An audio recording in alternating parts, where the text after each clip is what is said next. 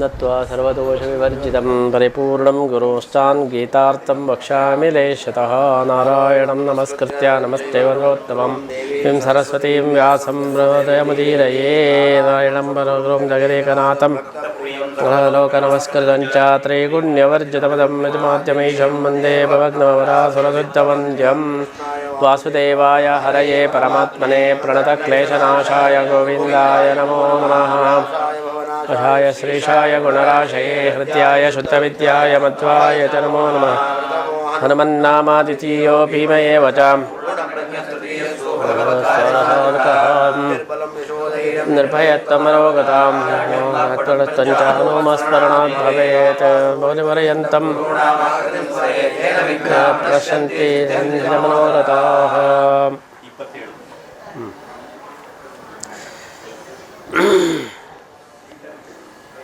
भक्त्या प्रसन्नः पुरुषः दद्यात् ज्ञानमनाकुलं भक्तिञ्च भूयसीं ताभ्यां प्रसन्नो दर्शनं व्रजेत् ततोऽपि भूयसीं भक्तिं दद्यात् ताभ्यां विमोचयेत् मुक्तोऽपि तद्वशो नित्यं भूयो भक्तिसमन्वितः सान्द्रानन्दस्वरूपैव भक्तिर्नैवात्र साधनम्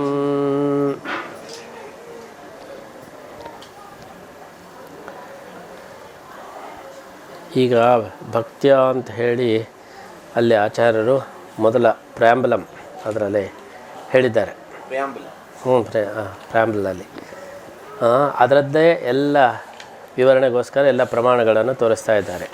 ಅಲ್ಲಿ ಆಚಾರ್ಯರು ಸೌಹಿತ ವೃತ್ಯ ಭಕ್ತ್ಯ ಭಗವದಾರಾಧನೆ ಭಕ್ತಿಯ ಅಂತೇಳಿ ಯಾಕೆ ಹೇಳಿದರು? ಜ್ಞಾನೇನ ಅಂತೇಳಿ ಹೇಳ್ಬೋದಿತ್ತಲ್ಲ. ಸೌಹಿತ ವೃತ್ಯ ಜ್ಞಾನೇನ ಭಗವದಾರಾಧನಮೇವ ಪರಮೋ ಧರ್ಮ ಅಂತ ಹೇಳ್ಬೋದಿತ್ತು. ಯಾಕೆ ಜ್ಞಾನಪೂರ್ವಕವಾಗಿ ಮಾಡಿದ್ರೇ ಪ್ರಸನ್ನನಾಗೋದು.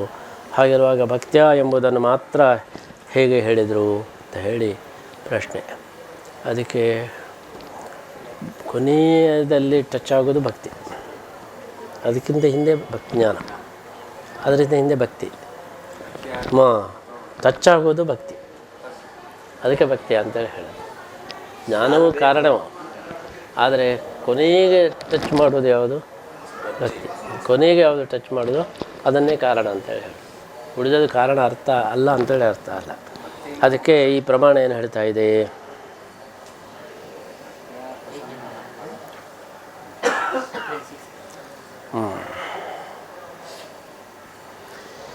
ಭಕ್ತಿಯಿಂದ ಪ್ರಸನ್ನ ಪುರುಷ ದದ್ಯ ಜ್ಞಾನಮನಾಕುಲಂ ಅಂತೇಳಿ. ಭಕ್ತಿ ಆದಮೇಲೆ ಜ್ಞಾನ ಕೊಡೋದು. ಆದ್ದರಿಂದ ಜ್ಞಾನ ಇದ್ದ ತಕ್ಷಣ ಭಗವಂತ ಸಂತುಷ್ಟನಾಗೋದಿಲ್ಲ. ಭಕ್ತಿಯಿಂದ ಮಾತ್ರ ಆಮೇಲೆ ಜ್ಞಾನ ವೃತ್ತಿ ಆಗ್ತದೆ. ಆಮೇಲೆ ಜ್ಞಾನ ಬಂದ ಮೇಲೆ ಭಕ್ತಿ ಜಾಸ್ತಿ ಆಗ್ತದೆ. ಅದರಿಂದ ಪ್ರಸನ್ನನಾಗಿ ಮತ್ತೆ ಪುನಃ ಜ್ಞಾನವನ್ನು ಜಾಸ್ತಿ ಮಾಡ್ತದೆ. ಆದ್ದರಿಂದ ಹೌದು ಹೌದು ಭಕ್ತಿಯಿಂದ, ಮೂಢಭಕ್ತಿಯಿಂದಲೇ ಪ್ರಾರಂಭ. ಮೂಢಭಕ್ತಿಯಿಂದಲೇ ಎಲ್ಲ ಇದೆ. ಈಗ ಮೂಢಭಕ್ತಿಯಿಂದ ದೇವಸ್ಥಾನಕ್ಕೆ ಹೋಗ್ತಾನೆ, ಅಲ್ಲಿ ಪಾಠ ಪ್ರವಚನ ನಡೀತಾ ಇದೆ, ಆಮೇಲೆ ಕುತೂಹಲವಂತ ತಿಳ್ಕೊಂಡ, ಆಮೇಲೆ ಭಕ್ತಿ ಜಾಸ್ತಿ ಆಯಿತು. ಆಮೇಲೆ ಹೀಗೆ ಒಂದು ವೇಳೆ ಅವನಿಗೆ ಮೂಢಭಕ್ತಿ ಇಲ್ಲ ಹೇಳಿದರೆ ದೇವಸ್ಥಾನಕ್ಕೆ ಹೋಗೋದೇ ಇಲ್ಲ, ಮತ್ತೆ ಅವಕಾಶವೇ ಇಲ್ಲ. ಆದ್ದರಿಂದ ಭಗವಂತ ನಮ್ಮನ್ನು ಅಲ್ಲಲ್ಲಿ ಕಳಿಸೋದು ಆ ಒಂದು ಅವಕಾಶದಿಂದ ಇವನು ಪ್ರೇರಿತನಾಗಲಿ ಅಂತೇಳಿ ಕಳಿಸೋದು. ನಮಗೆ ಇದ್ದಿದ್ದಾಗಲೇ ದೇವಸ್ಥಾನಕ್ಕೆ ಹೋಗೋಣ ಅಂತ ಹೇಳಿ ಮನಸ್ಸಾಗೋದು ಯಾಕೆ? ಅಲ್ಲಿ ನಮಗೆ ಏನೋ ಒಂದು ಟರ್ನಿಂಗ್ ಪಾಯಿಂಟ್ ಕೊಡೋಕ್ಕೋಸ್ಕರ. ಆದ್ದರಿಂದ ಮೂಲತಃ ಭಕ್ತಿ ಇದ್ದರೆ ಮಾತ್ರ ಭಗವಂತ ಆ ರೀತಿ ಅವಕಾಶಗಳನ್ನು ಕೊಡ್ತಾ ಹೋಗ್ತಾನೆ. ಅದರಲ್ಲಿ ಮುಂದೆ ಹೋಗ್ತಾ ಹೋದರೆ ಆಮೇಲೆ ಇದಾಗ್ತದೆ. ದುಡ್ಡು ಮಾಡೋದು ಹಾಗೆ ಅಲ್ವಾ? ಮೊದಲು ಒಂದು ಸ್ವಲ್ಪ ಹಣ ಇದ್ದರೆ ಅದನ್ನು ಇನ್ವೆಸ್ಟ್ ಮಾಡಿ, ಜಾಸ್ತಿ ಹಣ ಮಾಡಿ, ಆಮೇಲೆ ಅದನ್ನು ಇನ್ವೆಸ್ಟ್ ಮಾಡಿ ಜಾಸ್ತಿ ಮಾಡಿ, ಕೊನೆಗೆ ಕೋಟ್ಯಾಧೀಶ ಎಲ್ಲ ಆಗೋದು. ಒಮ್ಮೆಲೆ ಕೋಟ್ಯಾಧೀಶ ಆಗೋದು. ಹಾಗೆ ಪ್ರಥಮವಾಗಿ ಇನ್ವೆಸ್ಟ್ ಮಾಡೋದು ಭಕ್ತಿ. ಅದರಿಂದ ಜ್ಞಾನವೃತ್ತಿ, ಮತ್ತೆ ಪುನಃ ವೃತ್ತಿ, ಈ ರೀತಿಯಾಗಿ ವೃದ್ಧಿ ಮಾಡ್ಕೊಂಡು ಹೋಗಬೇಕು. ಅದೆಲ್ಲ ಬೇಕು. ಇಲ್ಲಿ ಹೇಳಿದ ಫೈನಲ್ ಹೋಗಿ ಟಚ್ ಆಗೋದು ದೇವರಿಗೆ ಭಕ್ತಿ, ಎಂಡ್ ಆಗೋದು ಅದರಲ್ಲಿ. ಅದಕ್ಕೆ ಭಕ್ತಿಯ ಅಂತೇಳಿ ಹೇಳಿದ್ದು. ಉಳಿದದ್ದನ್ನು ಯಾಕೆ ಬಿಟ್ಟರು, ಅದೆಲ್ಲ ಬೇಡವಾ ಹೇಳಿದರೆ ಫೈನಲ್ ಯಾವುದು ಟಚ್ ಆಗೋದು ಅದನ್ನು ಹೇಳೋದು ಕ್ರಮ, ಉಳಿಯೋದೆಲ್ಲ ಅದು ನಂತರ. ಹೌದು, ಪೂರಕವಾಗಿದೆ. ಆದ್ದರಿಂದ ಈ ಪ್ರಮಾಣ ಎಷ್ಟು ಸ್ಪಷ್ಟವಾಗಿ ಹೇಳ್ತಾ ಇದೆ. ಭಕ್ತಿಯ ಪ್ರಸನ್ನ ಪುರುಷ ದದ್ಯಾ ಜ್ಞಾನಮನಾಕುಲಂ ಭಕ್ತಿಂಚ ಭೂಯಸೀಂ ತಾಭ್ಯಾಂ ಪ್ರಸನ್ನೋ ದರ್ಶನಂ ವ್ರಜೇತ್ ತತೋಪಿ ಭೂಯಸೀಂ ಭಕ್ತಿಂ ದದ್ಯಾತ್ ತಾಭ್ಯಾಂ ವಿಮೋಚಯೇತ್. ನಮಗೂ ಮೊದಲು ನಮಗೆ ಸಜ್ಜನರು ಅಂತ ಹೇಳಿ ಪ್ರೀತಿಯಿಂದ ಅವರ ಹತ್ರ ಹೋಗೋದು ಜಾಸ್ತಿ ಆಗ್ತದೆ. ಹೋಗೋದು ಜಾಸ್ತಿ ಆದಮೇಲೆ ಅವರ ಪ್ರಭಾವದಿಂದ ನಮಗೆ ಜ್ಞಾನ ಜಾಸ್ತಿ ಆಗ್ತದೆ. ಜ್ಞಾನ ಜಾಸ್ತಿ ಆದಮೇಲೆ ಮತ್ತೆ ಭಕ್ತಿ ಜಾಸ್ತಿ ಆಗ್ತದೆ. ಮತ್ತೆ ಅವರನ್ನೊಮ್ಮೆ ನೋಡೋಣ ಅಂತ ಅನಿಸ್ತದೆ. ನೋಡಿದ ಮೇಲೆ ಏನೋ ಅಂದರೂ ಕೊಡೋಣ ಅಂತ ಅನಿಸ್ತದೆ. ಆಮೇಲೆ ಇಲ್ಲ ನೀನು ಇಲ್ಲೇ ಇರು ಅಂತೇಳಿ. ಈಗ ಸಿನಿಮಾ ನಟರಿಗೆ ಅಭಿಮಾನಿಗಳು ಹೇಗಾಗೋದು, ಹೀರೋಗಳಿಗೆಲ್ಲ ಹಳ್ಳಿಯಲ್ಲಿದ್ದವನು ಅವನಿಗೋಸ್ಕರ ಆತ್ಮಹತ್ಯೆ ಮಾಡಿಕೊಂಡಿದ್ದ ನಡೆಯಿರ್ತಾನೆ. ಆ ಸಿನಿಮಾ ನಟನಿಗೋಸ್ಕರ ಏನು ಮಾಡಲಿಕ್ಕೂ ಇಲ್ಲೇ ನೋಡ್ಬೋದು. ಯಾರಾದರೂ ಸಿನಿಮಾ ನಟ ಬಂದರು ಎಲ್ಲದರಲ್ಲೂ ನಮ್ಮ ಸ್ಟಾಫ್ ಓಡಿ ಬರ್ತಾರೆ. ಮತ್ತು ಎಲ್ಲಿಂದ ಓಡಿ ಬಂದರೂ ಗೊತ್ತಿಲ್ಲ. ಮೊನ್ನೆ ಮೋಹನ್ ಬಾಬು ನಾನು ಎಲ್ಲರಿಗೂ ಒಂದು ಪ್ರಸಾದ ಕೊಡುವಾಗೆ ನಮ್ಮ ಕೋಣೆ ತುಂಬಿ ಹೋಯಿತು. ಎಲ್ಲರೂ ಎಲ್ಲಿಂದ ಗೊತ್ತಾಯಿತು. ಅವನನ್ನೊಮ್ಮೆ ನೋಡಬೇಕು ಅಂತ ಎಲ್ಲ ಕೆಲಸ ಬಿಟ್ಟು ಅಡುಗೆ ಮಾಡುವವರು ಕೂಡ ಅಲ್ಲೇ ಅಡುಗೆ ಬಿಟ್ಟು ಒಮ್ಮೆ ನೋಡಿ ಬರೋಣ ಅಂತೇಳಿ ಬರ್ತಾರೆ. ಹೇಗೆ ಬಂದರು. ಹಿಂದೆ ರಾಜಕುಮಾರ್ ಬರುವಾಗಲೂ ಹಾಗೆ ಎಲ್ಲ ಕಡೆಯಲ್ಲೂ ಕೂಡ ಜನ ನಮ್ಮ ಸ್ಟಾಫೇ ಸ್ನೇಹಿತಾ ಇದ್ದಾರೆ, ಎಲ್ಲ ಬಿಟ್ಟು ಓಡಿ ಬರ್ತಾಯಿದ್ರು. ಅದು ಹೇಗಾಯಿತು. ಸಿನಿಮಾದಲ್ಲಿ ನೋಡಿ ಅಭಿಮಾನ ಬೆಳೆದು ಮಹಾತ್ಮೆ ಜ್ಞಾನ ಪೂರ್ವಸ್ತು ಸುದೃಢ ಸರ್ವತೋಧಿಕ. ಆ ಮಹಾತ್ಮೆಗಳು ಅದನ್ನೆಲ್ಲ ನೋಡಿ ಆಮೇಲೆ ಅವನನ್ನು ನೋಡಬೇಕು ಅಂತೇಳಿ ಅನ್ನಿಸ್ತದೆ. ಆಮೇಲೆ ಅವ ಬಂದ ಹೇಳಿದರೆ ಅವನ ಕೈ ಮುಟ್ಟಬೇಕು, ಅವನಿಗೆ ಗಿಫ್ಟ್ ಕೊಡಬೇಕು, ಇದು ಮಾಡಬೇಕು, ಎಲ್ಲ ಫೋಟೋ ಹೌದು, ಇದೆಲ್ಲ ಬಂದೇ ಬಿಡ್ತಿದ್ದೆ. ಹಳ್ಳಿಯಲ್ಲೇ ಇರುವಾಗ ಅದೆಲ್ಲ ಇಲ್ಲ. ಆದ್ದರಿಂದ ಯಾವಾಗಲೂ ಕೂಡ ಬೆಳೆಯೋದು ಹೇಗೆ ಅಂದರೆ ಮೊದಲು ಯಾರ ಗುಣವನ್ನು ಕೆಡ್ತಾ ಇದ್ದೀವೋ ಅವರ ಮೇಲೆ ಆಸಕ್ತಿ. ರುಕ್ಮಿಣೀ ದೇವಿಗೆ ಕೃಷ್ಣನನ್ನು ನೋಡಲೇ ಇಲ್ಲ ಅವಳು. ಕೃಷ್ಣನೇ ಬೇಕು, ನಮ್ಮ ತಾತ್ವಿಕ ಇದು ಬೇಡೋಣ, ಕೃಷ್ಣನೇ ಬೇಕು ಅಂತ ಒಮ್ಮೆಯೂ ನೋಡದೇ ಇದ್ದವಳಿಗೆ ಹೇಗೆ ಲೆಟ್ರ್ ಬರೆದ್ರು ನೀನೇ ಬೇಕು ಅಂತ. ಆ ಮಹಿಮೆಯನ್ನು ಕೇಳಿ ಹಾಗಿದ್ರೆ ಅವನೇ ಬೇಕು ನನಗೆ ಅಂತ ಹೇಳಿ ಆಮೇಲೆ ಲೆಟ್ರ್ ಬರೀತಾರೆ. ಆದ್ದರಿಂದ ಪ್ರಾರಂಭ ಯಾವುದು ಹೇಳಿದರೆ ಒಂದು ಮಹಿಮೆಯಿಂದ ಪ್ರೀತಿಯಿಂದ ಮಹಿಮೆ ಅಂದರೆ ಮಹಿಮೆ ಅಂದರೆ ಜ್ಞಾನದಿಂದ ಪ್ರೀತಿಯಿಂದ ಮೊದಲು ಇರತಕ್ಕದ್ದು ಏನಂದರೆ ಒಳ್ಳೆಯ ವಿಷಯ ಬಗ್ಗೆ ನಮಗೆ ಒಂದು ಕನ್ಸರ್ನ್. ಅವರು ರುಕ್ಮಿಣೀ ದೇವಿ ಲಕ್ಷ್ಮೀದೇವಿ ಅವತಾರ ಆದ್ದರಿಂದ ಅಥವಾ ಅವಳಿಗೆ ನಾರಾಯಣನ ಬಗ್ಗೆ ಯಾವಾಗಲೂ ಒಂದು ಪ್ರೀತಿ, ಅದಕ್ಕೆ ಸರಿಯಾಗಿ ಎಲ್ಲ ನ್ಯೂಸ್ಗಳು ಸಿಗ್ತಾ ಇತ್ತು. ಅದರಿಂದ ಇನ್ನೂ ಜಾಸ್ತಿ ಆಯಿತು, ಮತ್ತೆ ಪುನಃ ಪ್ರೀತಿ ಜಾಸ್ತಿ ಆಯಿತು, ಹೀಗೆ. ಆದ್ದರಿಂದ ಮೂಲತಃ ವ್ಯಕ್ತಿಗೆ ಒಳ್ಳೆಯ ವಿಷಯಗಳ ಬಗ್ಗೆ ಅವನಿಗೆ ಆಸಕ್ತಿ ಇದ್ದರೆ ಒಳ್ಳೆಯ ಜನಗಳು ಎಲ್ಲಿದ್ದರೂ ಕೂಡ ಅವರ ಮೇಲೆ ಇದೆ. ಈಗ ಯಾರೋ ಟ್ರಂಪೋ ಅವನ ಅಭಿಮಾನಿಗಳೆಲ್ಲ ಯಾವುದೋ ಒಂದು ಮೂಲೆಯಲ್ಲಿ ಇರ್ತಾರೆ. ಒಮ್ಮೆನೂ ಲೈಫ್ನಲ್ಲಿ ನೋಡಿರೋದಿಲ್ಲ. ಅವರಿಗೆ ಪ್ರಾಣ ಕೊಡುವಷ್ಟು ರೆಡಿ ಇರ್ತಾರೆ. ಹೇಗಾಯಿತು ಹೇಳಿದರೆ ಮೊದಲು ಅವರಿಗೆ ಇಂಥ ವಿಚಾರದ ಹರೆಯವರು ನನ್ನವರು ಅಂತೇಳಿ ಅವನಲ್ಲಿ ಇರ್ತಾರೆ. ಲೆಫ್ಟಿಸ್ಟು ಆಮೇಲೆ ರೈಟಿಸ್ಟು ಎಲ್ಲ ಅವ್ನು ಮೂಲತಃ ಲೆಫ್ಟಿಸ್ಟ್ ಅವನಿಗೆ ಎಲ್ಲಿ ಲೆಫ್ಟಿಸ್ಟು ಇದ್ದಾರೆ ಅಂತೇಳಿ ನೋಡ್ತಾ ಇರ್ತಾನೆ, ಓಪನ್ ಆಗಿರ್ತಾನೆ. ಅದು ಬಂದ ತಕ್ಷಣ ಅವನೇ ನನಗೆ ಶ್ರೇಷ್ಠ ಅಂತೇಳಿ ಅನಿಸ್ತಾನೆ. ಹಾಗೆ ರೈಟಿಸ್ಟಿಗೂ ಕೂಡ.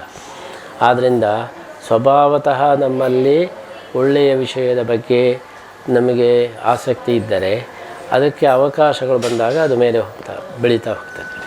ಸ್ವಭಾವತಃ ಇಲ್ಲ ಅಂತೇಳಿ ಹೇಳಿದರೆ ಅವಕಾಶಗಳು ಬಂದಾಗಲೂ ಕೂಡ ಅದು ಮೇಲೆ ಹೋಗ್ತಾ ಇಲ್ಲ. ನಮಗೆಲ್ಲ ಸಿನಿಮಾ ನಟರು ಬಂದರೆ ನಮ್ಮ ಏನಿದ್ದ ನೀನು ಯಾರು, ನಮಗೆ ಅವನ ಬಗ್ಗೆ ಏನೂ ಗೊತ್ತಿರೋದಿಲ್ಲ. ಮೊನ್ನೆ ಮೋಹನ್ ಬಾಬು ಬಂದ, ಅವನು ಯಾರು ಅಂತ ನನಗೆ ಗೊತ್ತಿಲ್ಲ. ಮೋಹನ್ ಬಾಬು ಒಬ್ಬ ಹೀರೋ ಇದ್ದಾನೆ ಎಂಬುದು ವಿಚಾರನೇ ಗೊತ್ತಿಲ್ಲ. ನಾನು ಒಮ್ಮೆನೂ ಸಿನಿಮಾನ ನೋಡಲಿಲ್ಲ. ಆಮೇಲೆ ನೋಡಿದ್ರೆ ಎಲ್ಲ ಬೆವರ್ತಾ ಇದ್ದಾನೆ. ಏನು ಹೀರೋ, ಏನು ಚಂದ, ನೀವು ಅಷ್ಟು ಕಾಣೋದಿಲ್ಲ, ಎಲ್ಲ ಬಂದು ಮುತ್ತಿ ನೋಡೋದು ಏನುಂಟು, ಚೆಂದ ಆದರೂ ಬೇಕಲ್ಲ, ಏನಿದೆ ಎಲ್ಲ ನೋಡ್ತಾ ಇದ್ದಾರೆ. ದೊಡ್ಡ ಹೀರೋ. ನನಗೆ ರಕ್ಷಿತ್ ಶೆಟ್ಟಿ ಒಬ್ಬ ಸಿನಿಮಾದ ಅವನು ಹೀರೋ ಎಂಬುದೇ ಗೊತ್ತಿಲ್ಲ. ಎಲ್ಲೋ ಒಂದು ಪೇಪರ್ ಒಂದು ಸಲ 2 ಸಲ ನೋಡಿದೆ. ಅವನಿಗೆ ಆಶ್ಚರ್ಯ ಆಯಿತು, ನನ್ನನ್ನು ಯಾರು ಅಂತ ಕೇಳ್ತಾ ಇತ್ತು. ಅವನು ಈಗವಲ್ಲ, ಒಂದು 10 ವರ್ಷದಲ್ಲಿ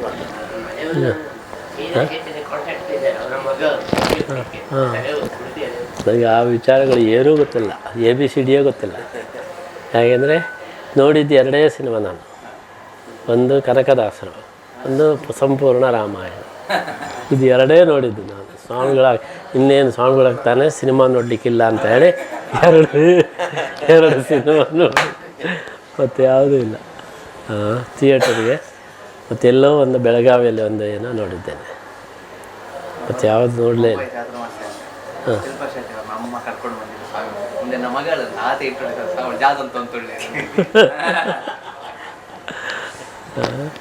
ಆದ್ದರಿಂದ ಭಗವಂತನ ಬಗ್ಗೆಯೂ ಹಾಗೆ ಮೂಲತಃ ನಮಗೆ ಅದರ ಬಗ್ಗೆ ಆಸಕ್ತಿ ಇರಬೇಕು, ಆಮೇಲೆ ಪ್ರೀತಿ ಇರಬೇಕು, ಪ್ರೀತಿಯಿಂದ ಮತ್ತೆ ಜ್ಞಾನ ಶುರುವಾಗ್ತದೆ, ಜ್ಞಾನದಿಂದ ಹೌದು.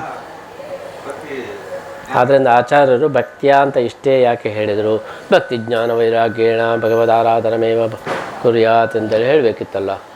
ಭಕ್ತಿಯ ಭಗವದಾರಾಧನಮೇವ ಧರ್ಮ ಹೇಳಿದ್ದು ಯಾಕೆ ಹೇಳಿದರೆ, ಎಲ್ಲ ಸಾಧನೆಗಳ ಅಂತಿಮ ಇದು ಭಕ್ತಿ, ಅದಕ್ಕೋಸ್ಕರ ಭಕ್ತಿ ಅಂತೇಳಿ ಹೇಳಿದ್ದಾರೆ. ಅದಕ್ಕೆ ಪ್ರಮಾಣ ಇದು.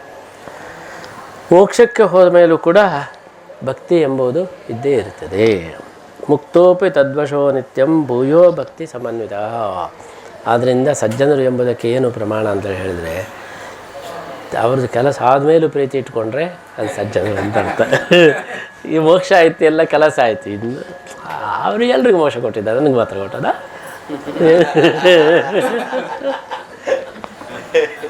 ಹಾಗೆ ಶುರುವಾಗ್ತದೆ.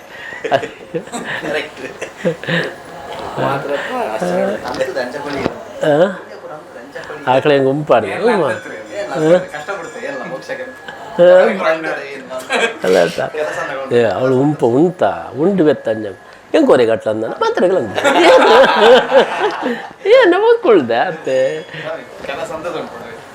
ಅದಕ್ಕೆ ಯಾವಾಗಲೂ ಕೂಡ ಅದೊಂದು ದೊಡ್ಡ ಪ್ರಶ್ನೆ ಏನಂತೇಳಿ ಹೇಳಿದರೆ, ನಾವು ಯಾರಿಂದಲೂ ಉಪಕಾರ ತಗೊಂಡಿರ್ತೇವೆ, ಅವರು ದುಷ್ಟರಾಗಿರಬಹುದು, ಅವರಿಗೆ ನಾವು ಕೃತಜ್ಞತೆ ಸಲ್ಲಿಸಬೇಕಾ?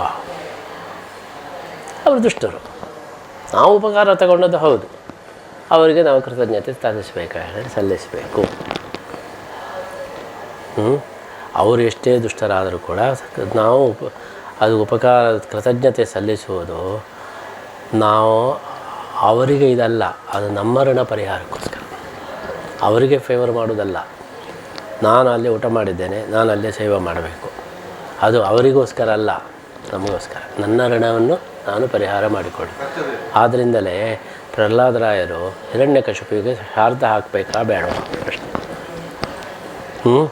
ಸ್ವತಃ ನರಸಿಂಹದೇವರು ಬಂದು ಹಿರಣ್ಯಕಶಿಪುವನ್ನು ಕೊಂದರು, ಆಯಿತು, ಸತ್ತಾಯಿತು. ಇನ್ನು ಈಗ ಶವ ಸಂಸ್ಕಾರ ಮಾಡಬೇಕಾ ಬೇಡವಾ, ಶ್ರಾದ್ದ ಹಾಕಬೇಕಾ ಬೇಡವಾ? ಶ್ರಾದ್ದ ಹಾಕಿದರೆ ನರಸಿಂಹದೇವರಿಗೆ ವಿರುದ್ಧ ಆಗೈತು. ಅವ್ರು ಬಂದು ಇದಾದಮೇಲೆ ಹೊರದು ಮಾಡಿದ್ರು. ಅದಕ್ಕೆ ಪ್ರಹ್ಲಾದ ಶ್ರಾದ್ದ ಹಾಕ್ತಾನೆ. ಯಾಕೆ? ಅವನಿಗೆ ಒಳ್ಳೆಯದಾಗಲಿ ಅಂತಲ್ಲ, ನನಗೆ ಕ್ಲಿಯರೆನ್ಸ್ ಬರಲಿ ಅಂತ. ಈಗ ಬ್ಯಾಂಕು ಮುಳುಗಿದೆ, ಮುಳುಗಿದ ಮೇಲೆ ನಾವು ತಗೊಂಡ ಸಾಲವನ್ನು ವಾಪಸ್ ಕೊಡಬೇಕೇ ಬೇಡವಾ? ಬ್ಯಾಂಕ್ ಮುಳುಗಿದಲ್ಲ, ನಮ್ಮದು ಸಾಲ ಕೊಡಲಿಲ್ಲ, ನಿಮ್ಮ ಸಾಲವನ್ನು ನೀವು ವಾಪಸ್ ಕೊಡಲೇಬೇಕು. ಯಾಕೆಂದರೆ ಬ್ಯಾಂಕ್ ಮುಳುಗಿದರೆ ಅದು ಅದರದ್ದು ದೋಷ, ನೀವು ಸಾಲ ತಗೊಂಡದು ವಾಪಸ್ ಕೊಡಲಿಲ್ಲ ಎಂಬುದು ರೆಕಾರ್ಡ್ನಲ್ಲಿ ಹಾಗೆ ಹೌದು, ಅದು ಹಾಗೆ ಉಳಿತದೆ. ಆದ್ದರಿಂದಲೇ ಈಗ ಮಹಾಭಾರತದಲ್ಲಿ ಎಲ್ಲರನ್ನು ಕೊಂದರು, ಕೊಂದಮೇಲೆ ಅವರಿಗೆ ಶ್ರಾದ್ದ ಆಗ್ತದೆ, ದುರ್ಯೋಧನಾದಿಗಳಿಗೆಲ್ಲ ಶ್ರಾದ್ದ ಆಗ್ತದೆ. ಕೊಂದದ್ದು ಇವರೇ, ಅದು ಶುದ್ಧ ಭಾಗವತ ಧರ್ಮದಲ್ಲಿ ಮಾತ್ರ ಅದು ಇಲ್ಲ ಹೊರತು ಉಳಿದವರಿಗೆಲ್ಲ. ಭೀಮಸೇನ ಮಾತ್ರ ಶ್ರಾದ್ದ ಹಾಕಲಿಕ್ಕೆ ಹೋಗಲಿ, ಇವರೇ ಇಲ್ಲ, ಯುಧಿಷ್ಠಿರಾದಿಗಳೇ ದುರ್ಯೋಧನಾದಿಗಳನ್ನು ಕೊಂದ. ಇಲ್ಲ, ಋಣನೇ ಇರಲಿಲ್ಲ, ಆದ್ದರಿಂದ ಅವನಿಗೆ ಆಗೋದು ಕರ್ತವ್ಯ ಅಲ್ಲ. ಎಲ್ಲ ಉದ್ದೇಶಪೂರ್ವಕವಾಗಿ ಕೊಂದು ಹುಡುಕಿ ಹೋಗಿ ಕೊಂದು ಆಮೇಲೆ ಅವರಿಗೆ ಶ್ರಾದ್ದ. ಯಾಕೆ? ಕುಂತಿ ಮೆಲ್ಲ ಹೋಗಿ ಕರ್ಣನಿಗೊಂದು ಹಾಕು ಅಂತೇಳಿ ಹೇಳ್ತಾಳೆ. ಅದು ಯಾಕೆ? ಆದ್ದರಿಂದ ಧರ್ಮದ ಸೂಕ್ಷ್ಮ ವಿಚಾರ ಏನಂತೇಳಿ ಹೇಳಿದರೆ, ಅದು ನಾವು ಪ್ರತ್ಯುಪಕಾರ ಮಾಡೋದು ದೇವರಿಗೋಸ್ಕರ ಅಲ್ಲ, ಗುರುಗಳಿಗೋಸ್ಕರ ಅಲ್ಲ, ತಂದೆ ತಾಯಿಗಳಿಗೋಸ್ಕರ ಅಲ್ಲ, ನಮ್ಮ ಋಣವಿಮೋಚನೆಗೋಸ್ಕರ ನಾವು. ಇಲ್ಲಾಂದರೆ ನಮ್ಮ ರೆಕಾರ್ಡಿನಲ್ಲಿ ಇವನು ತಗೊಂಡದ್ದನ್ನು ವಾಪಸ್ ಕೊಡಲಿಲ್ಲ ಎಂಬುದು. ಒಂದು ಊಟಕ್ಕೆ ಅಂತ ಕರೆಕ್ಟ್ ಲೆಕ್ಕ ಹಾಕಿ ಕಟ್ಟಿ ಇಲ್ಲಿ ಊಟ ಮಾಡ್ತಾರೆ. ಹ್ಞೂ ಅದೀಗ ಯಾವ ಲೆಕ್ಕದಲ್ಲಿ ಬರ್ತದೆ? ಅಂದ್ರೆ ಈಗ ಊಟ ಮಾಡಿದ ಲೆಕ್ಕ ಈಗ ಅವನು ತಗೊಳ್ಳೋದು ಊಟದಲ್ಲಿ 2 ಅಂಶ ಇದೆ. ಪ್ರಸಾದತ್ವ ಇದೆ, ಆಮೇಲೆ ಹಸಿವು ನಿವಾರಣೆ ಎಂಬುದು ಇದೆ. ಅದೆಲ್ಲ ಹಣದಿಂದ ಇದಾಗುತ್ತೆ. ಹೌದು, ಪ್ರಸಾದತ್ವೇನ ರೂಪೇಣ ತಗೊಳ್ಬೋದು, ಅಲ್ಲ ಅದು ಕಟ್ಟದೆ ತಗೊಳ್ಳಿ. ಹಸಿವಿಗೋಸ್ಕರ ಅಂತಲ್ಲ. ಅಂದರೆ 2 ಅಲ್ಲ ಅವನ ಲೆಕ್ಕದಲ್ಲಿ ಆದ್ರಿಂದಲೇ ಕೃಷ್ಣ ಹೇಳೋದು ಆತ್ಮನಿಗೋಸ್ಕರ ತನಗೋಸ್ಕರ ಪಚನ ಮಾಡಿದ್ರೆ ಸಸ್ತೆ ಇತಿ ಕಮ್ಮಿ. ಆದ್ದರಿಂದ ಬೇರೆಯವರಿಗೋಸ್ಕರ ಮಾಡಿದಾಗ ನಾವು ಅದನ್ನು ತಗೊಳ್ಬೋದು. ನನಗೋಸ್ಕರ ನಾನು ಪಾಪ ಇದು ಪಚನವನ್ನು ಮಾಡಿದರೆ, ಇದು ಪಾಕವನ್ನು ಮಾಡಿದರೆ ಅದು ಪಾಪ. ಅಲ್ಲ ನನ್ನ ಲೆಕ್ಕದಲ್ಲಿ ನಾನು ಅಷ್ಟು ಜನರಿಗೆ ಸಮಾರಾಧನೆ ಅಂತೆಲ್ಲ ಕಟ್ಟಿದ್ದೆ. ಹೌದು, ಈಗ ನನ್ನ ಲೆಕ್ಕ ಅಂತ ಆಗ್ತದೆ, ದೊಡ್ಡ ಸಂಸ್ಥಾನದ ಲೆಕ್ಕ ಹೇಗೆ ಅಂತ. ನೀವು ಎಷ್ಟು ಕಟ್ಟಿದ್ದೀರೋ ಅದು ನಿಮ್ಮ ಪಾಲಿಗೆ ಹೋಗುತ್ತೆ. ಅಲ್ಲ ಹಣದಲ್ಲ, ಹೌದು. ನನಗೆ ಅದು ಅದ್ರ ಮೇಲೆ ಇನ್ನೂ ಅಲ್ಲ, ಅನ್ನಕ್ಕೆ ಬೆಲೆ ಕಟ್ಟುವುದಲ್ಲ, ಇದು ನನ್ನ ಶಕ್ತಿ, ಇಷ್ಟು ಫಲ ನನಗೆ ಬರಬೇಕು, ಇಷ್ಟು ಫಲ ನಾವು. ಆದ್ದರಿಂದ ನಾವು ಎಷ್ಟು ಅದರಲ್ಲಿ ಭಾಗವಹಿಸ್ತೇವೆ ಅಷ್ಟು ನಮಗೆ ಮಾತ್ರ ಬರ್ತದೆ. ನಾವು ಎಷ್ಟು ಫಲ ಇದು ಮಾಡ್ತೇವೆ ಅದು ಅಷ್ಟು ಫಲ ಮಾತ್ರ ನಮಗೆ ಬರುತ್ತೆ, ಉಳಿದದ್ದು ಬರೋದಲ್ಲ. ಆದ್ದರಿಂದ ಎಲ್ಲವೂ ಮಾಡೋದು ಏನೆಂದರೆ ನಮ್ಮ ರೆಕಾರ್ಡನ್ನು ಕ್ಲೀನಾಗಿ ಇಟ್ಟುಕೊಳ್ಳೋದಕ್ಕೋಸ್ಕರ. ಅವರು ಏನೇ ಆಗಿರಲಿ ನಾವು ವಾಪಸ್ ಕೊಡೋದನ್ನು ಕೊಟ್ಟಬೇಕು. ಈಗ ಒಬ್ಬ ದುಷ್ಟ ಇದ್ದಾನೆ, ಅವನನ್ನು ಗುಂಡು ಇಟ್ಟು ಕೊಲ್ತಾರೆ ಅಥವಾ ಅವನಿಗೆ ಮರಣದಂಡನೆ ಆಗ್ತದೆ. ಅವನಿಂದ ನಾವು 10,000 ರೂಪಾಯಿ ತಗೊಂಡಿದ್ದೇವೆ, ಈಗ ನಾವು ಅವನಿಗೆ ವಾಪಸ್ ಕೊಡಬೇಕಾ ಬೇಡವಾ ಅಂತ. ಅದು ಇಷ್ಟ ಅಲ್ವಾ, ಅದು ಕೊಡಲೇಬೇಕು. ಲಿಮಿಟ್ ಉಂಟಾ? ಏನು? ಈಗ ಅವನ ಇನ್ಸಿಡೆಂಟ್, ಒಬ್ಬ ದುಷ್ಟನ ಇನ್ಸಿಡೆಂಟ್ ಇಂದ ಒಬ್ಬ ಲಾಯರ್ ಆಗಿದೆ, ಜಡ್ಜ್ ಆಗಿದೆ, ಅವನೇನೋ ಒಂದು ಮರ್ಡರ್ ಮಾಡ್ತಾನೆ. ಈಗ ಅವನ ಕೋರ್ಟಿಗೆ, ಅವನದ್ದೇ ಕೋರ್ಟಿಗೆ ಬಂದಿದ್ದ. ಇವನು ಅವನ ಹತ್ರ ಅವನ ಉಪಕಾರದಿಂದ ಇವನು ಲಾಯರ್ ಆದದ್ದು. ಈಗ ಜಡ್ಜ್ಮೆಂಟ್ ಹೇಗೆ ಕೊಡಬೇಕು? ಅವನಿಗೆ ಉಪಕಾರ ರಿಟರ್ನ್ ಮಾಡಬೇಕು, ನ್ಯಾಯ ಪ್ರಕಾರನೇ ಕೊಡಬೇಕು, ನ್ಯಾಯ ಪ್ರಕಾರನೇ ಕೊಡಬೇಕು. ಅಲ್ಲ, ಇಲ್ಲಿ ಪ್ರಶ್ನೆ ಇಲ್ಲ, ಇಲ್ಲಿ ಜಡ್ಜು ಕೂಡ ದುಷ್ಟನಾಗಿ ಆಯ್ತಲ್ಲ. ಆ ರೀತಿ ಜಡ್ಜ್ ಆಗಲೇಬಾರ್ದು. ಜಡ್ಜ್ ಆಗಬೇಕಾದ್ರೆ ಗುಂಡರನ್ನು ಇಟ್ಕೊಂಡು ಜಡ್ಜ್ ಆಗಲಿಗೋದುಂಟು. ಆದ್ದರಿಂದ ಇಲ್ಲಿ ಜಿಜ್ಞಾಸೆ ಬರೋದಿಲ್ಲ. ಒಬ್ಬನು ನ್ಯಾಯಯುತವಾಗಿ ಬ್ಯಾಂಕಿನಿಂದ ಸಾಲ ತಗೊಂಡಿದ್ದಾನೆ, ಬ್ಯಾಂಕು ಮುಳುಗಿ ಹೋಯಿತು. ಈಗ ನನ್ನ ಸಾಲ ನಾನು ಏನು ಮಾಡಬೇಕು? ಕೊಡದೆ ಹೋದರೆ ನಮ್ಮ ರೆಕಾರ್ಡ್ ಹಾಳಾಗಿರ್ತದೆ. ಆದ್ದರಿಂದ ನಮ್ಮದನ್ನು ನಾವು ಕಟ್ಟಿಬಿಡಬೇಕು. ನೀನೇನಾದರೂ ಆಗಲಿ. ಆದ್ದರಿಂದಲೇ ತಂದೆ ತಾಯಿಗಳು ದುಷ್ಟರಾಗಿರ್ತಾರೆ. ಮಕ್ಕಳಿಗೆ ಆವಾಗ ಅವರನ್ನು ಹೇಗೆ ನೋಡಿಕೊಳ್ಬೇಕಾ ಬೇಡವೋ? ಅವರು ದುಷ್ಟರು, ಎಲ್ಲ ಅನ್ಯಾಯ ಮಾಡಿದವರು, ಅವರನ್ನು ನಾನು ಯಾಕೆ ನೋಡ್ಕೊಳ್ಬೇಕು? ನನಗೆ ಪಾಪ ಬರ್ತದೆ ಹೇಳಿದರೆ ಅವರು ದುಷ್ಟರು ಸಜ್ಜನರು ಎಂಬುದು ಪ್ರಶ್ನೆ ಅಲ್ಲ. ನಿನ್ನ ಕರ್ತವ್ಯವನ್ನು ಮಾಡೋದು ನಿನ್ನ ಇದು. ಆದ್ದರಿಂದಲೇ ಮಹಾಭಾರತದಲ್ಲಿ ಅವರೆಲ್ಲ ದುಷ್ಟರು ಅಂತ ಹೇಳಿ ಕೊಂದದ್ದಲ್ವ, ದುರ್ಯೋಧನಾದಿಗಳನ್ನೆಲ್ಲ ಕೊಂದದ್ದು ದುಷ್ಟರು ಅಂತ ಹೇಳಿ. ಆಮೇಲೆ ಅವರಿಗೆ ಶ್ರಾದ್ದ ಹಾಕೋದು, ಪ್ರತಿಯೊಬ್ಬರಿಗೂ ಶ್ರಾದ್ದ ಹಾಕ್ತಾರೆ. ಆದ್ದರಿಂದ ಶ್ರಾದ್ದ ಹಾಕುವುದು ಅವರ ದುಷ್ಟತನದ್ದು ಸರ್ಟಿಫಿಕೇಟ್ ಅಥವಾ ಇದು ಕೊಡುವುದಲ್ಲ. ನಾವು ಅವರಿಂದ ಈ ದೇಹವನ್ನು ಪಡೆದಿದ್ದೇವೆ, ನಾವು ಅವರಿಂದ ಉಪಕೃತರಾಗಿದ್ದೇವೆ, ಅದನ್ನು ವಾಪಸ್ ಕೊಡೋದು ನಮ್ಮ ರೆಕಾರ್ಡ್ ಕ್ಲಿಯರ್ ಆಗಲಿಕ್ಕೆ ಹೊರತು ಅವರಿಗೂ ಇದಕ್ಕೂ ಸಂಬಂಧನೇ ಇಲ್ಲ. ಆದ್ದರಿಂದಲೇ ಎಲ್ಲೋ ಸತ್ತು ಹೋಗಿರ್ತಾರೆ, ಅವರು ಎಲ್ಲೋ ಹುಟ್ಟಿರ್ತಾರೆ, ಅವ್ರಿಗೆ ಇಲ್ಲಿ ಶ್ರಾದ್ದ ಹಾಕೋದು ಅಂತೇಳಿ ಹೇಳಿದರೆ ಏನು ಉಪಯೋಗ? ಎಲ್ಲಿದ್ದಾರೆ ಎಂಬುದೇ ಗೊತ್ತಿಲ್ಲ. ಅದಕ್ಕೆ ಅವರಿಗೆ ಶ್ರಾದ್ದ ಹಾಕೋದಲ್ಲ, ಆ ನಿಮಿತ್ತವಾಗಿ ನಮ್ಮ ರೆಕಾರ್ಡನ್ನು ನಾವು ಸರಿ ಮಾಡಿಕೊಳ್ಳೋದು.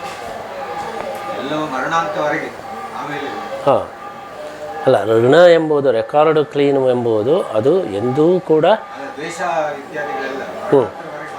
ಹೌದು. ಅಲ್ಲ, ಪ್ರಶ್ನೆ ಏನಂತ ಹೇಳಿದರೆ ಅವರು ಇಲ್ಲದೇ ಇರುವಾಗ ನಾವು ಯಾಕೆ ಮಾಡಬೇಕು? ಶ್ರಾದ್ದಾದಿಗಳನ್ನು ಯಾಕೆ ಹಾಕಬೇಕು?